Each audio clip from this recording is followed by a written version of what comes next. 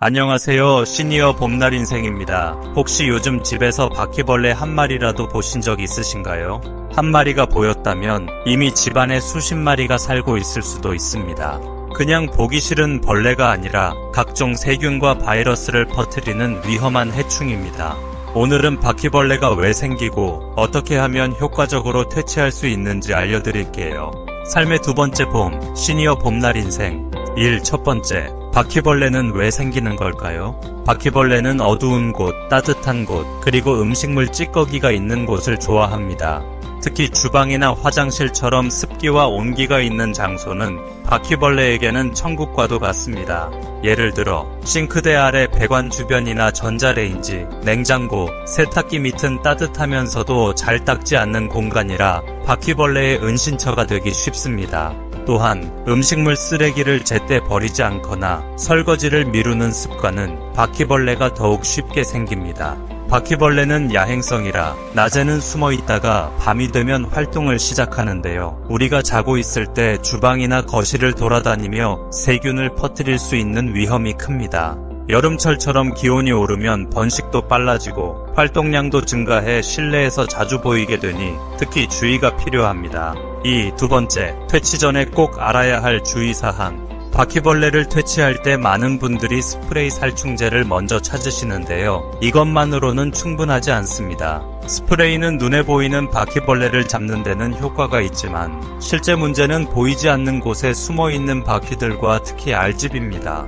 바퀴벌레는 알을 한 번에 10개에서 많게는 40개까지 낳는데 이 알집은 장판 및 가전제품 뒤, 벽틈 같은 잘 보이지 않는 곳에 숨겨져 있어 찾기 어렵습니다. 알집을 방치하면 한두 달 뒤에 다시 수십 마리가 되어 나타나는 악순환이 반복되죠. 또한 바퀴벌레는 생존력이 강해서 약에 대한 내성이 빠르게 생깁니다. 같은 제품을 오래 사용하면 효과가 떨어질 수 있으니 다양한 약재를 번갈아 사용하는 것도 좋은 방법입니다. 그리고 퇴치 작업 중에는 음식물이나 조리기구가 약에 노출되지 않도록 조심하셔야 합니다. 3. 세 번째, 효과적인 퇴치 방법. 바퀴벌레를 근본적으로 없애기 위해 가장 많이 쓰는 것이 바로 먹이형 젤 약재입니다.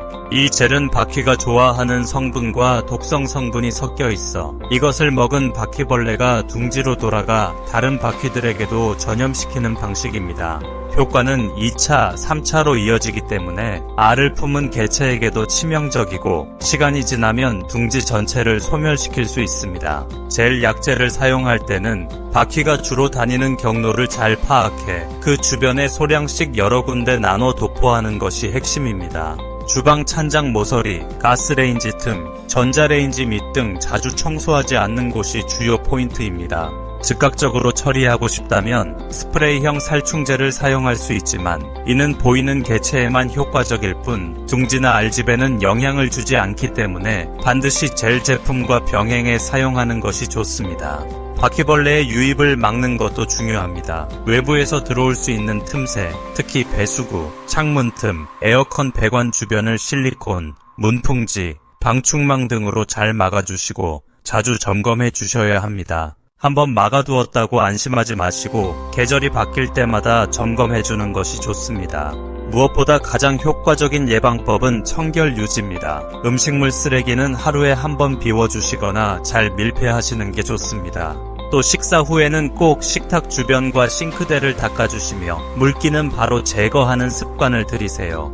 특히 애완동물을 키우신다면 사료도 밤새 방치하지 마시고 다 먹었다면 바로 치워야 합니다. 4. 네 번째, 효과적인 퇴치제를 만드는 방법. 직접 퇴치제를 만드는 방법 중 저렴하지만 정말 효과적인 방법도 있습니다. 재료는 붕산과 설탕을 섞어서 만드는 방법과 베이킹소다와 설탕을 혼합해서 만드는 방법이 있습니다.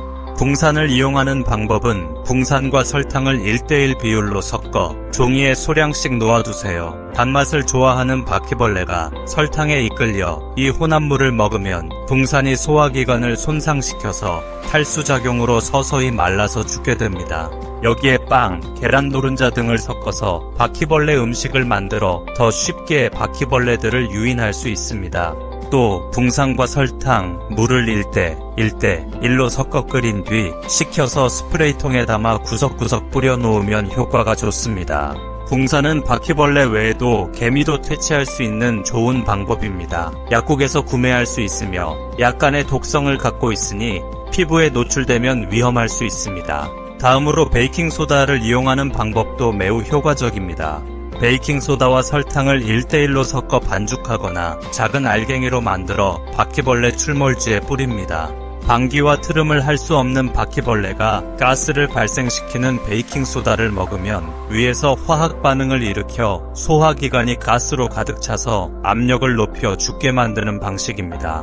붕산을 넣는 방법과 마찬가지로 음식물을 섞어서 바퀴벌레 음식을 만들어 더 쉽게 유인할 수 있습니다. 베이킹소다는 식품이라 붕산보다는 더 안전한 방법입니다.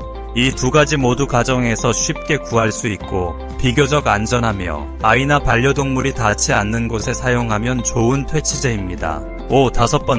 천연 퇴치법. 바퀴벌레는 특정 냄새를 아주 싫어하는데요. 이를 이용한 방법도 있습니다. 대표적으로 월계수잎, 은행잎, 커피가루, 바카오일, 피톤치드 오일 같은 향은 바퀴벌레를 멀리하게 하는 효과가 있습니다. 이런 재료들을 바퀴가 자주 출몰하는 곳에 놓아두거나 뿌려두면 자연스럽게 접근을 막을 수 있습니다. 예를 들어 커피 찌꺼기를 모아놓거나 월계수잎을 찬장 안쪽에 깔아두는 것만으로도 바퀴가 해당 장소를 피하게 됩니다. 다만 천연 재료는 퇴치라기보다는 예방에 가까우니 반드시 약재와 함께 사용하는 것이 더 효과적입니다. 6. 알집 제거가 핵심. 바퀴벌레의 알집은 눈에 잘 띄지 않는 곳에 숨겨져 있어 발견하기 어렵습니다. 그래서 주기적인 청소가 중요합니다. 장판 및 싱크대 안쪽, 냉장고 뒤, 벽지 틈새까지도 청소기로 자주 청소해 주시고 걸레질이나 소독제 사용도 병행해 주세요. 그리고 먹이형 제약제를 사용할 때는 한 번만 바르고 끝내는 것이 아니라 적어도 2주에서 3주 간격으로 반복해서 바르는 것이 필요합니다. 바퀴벌레의 번식 주기를 고려했을 때 한 세대가 완전히 소멸될 수 있도록 꾸준히 관리하는 것이 핵심입니다. 바퀴벌레는 보기만 해도 불쾌한 것은 물론 위생과 건강을 위해 꼭 퇴치해야 할 해충입니다. 오늘 소개해드린 방법들 꼭 실천해보시고 쾌적한 생활 환경을 만들어보세요. 혹시 주변에 바퀴벌레 때문에 고민하시는 분이 있다면 이 영상 꼭 공유해주시고 효과적인 다른 방법이 있다면 댓글 부탁드립니다. 영상이 도움되셨다면 좋아요와 구독 부탁드립니다. 감사합니다. 시니어 봄날 인생이었습니다.